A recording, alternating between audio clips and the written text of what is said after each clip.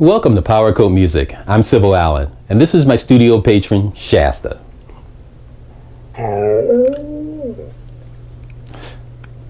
Today we're going to be talking about the Boss Katana 100, the tube amp killer. Or is it? This is one amp that really pissed me off. It drove me crazy. Now, not in a bad way. The reason why it drove me crazy is because I love tube amps. I am a big fan of tube amps. I love the warm, fat, clear sound of them. They are fantastic. And when I purchased my other two tube amps, if I had purchased my Boss Katana between the two, I would have never purchased one of them. So that left me really ticked off because I could have saved myself $500, but that's another story.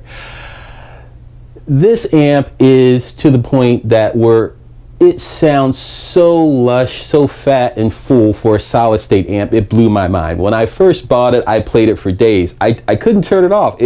I could not believe I was playing a solid state amp. So, for all of you folks out there who are solid state amp fans, this is a dream come true for you. And for all of you folks who are tube amp fans, I'm a huge tube amp fan. I own two. I own the Fender Blues Jr., which I'll show on the screen right now. And I also own the Marshall DSL-20. These are both fantastic amps. The Blues Jr. is my favorite amp. It's one of Fender's most popular amps.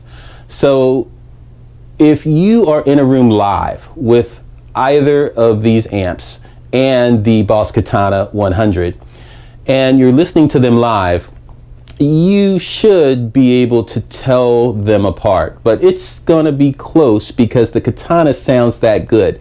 It's in that range. It's gonna be really close. However, if you put these amps, any three of them, into a mix, and you're pitting the Katana against the Fender Blues Jr. and the Marshall DSL-20, and you're putting them on tape, then it's gonna be really hard to tell them apart. And keep in mind, when people are listening to your music, your recorded music, and they're playing it back, no one's gonna stop and say, hey, was that a solid state amp? That wasn't a tube amp.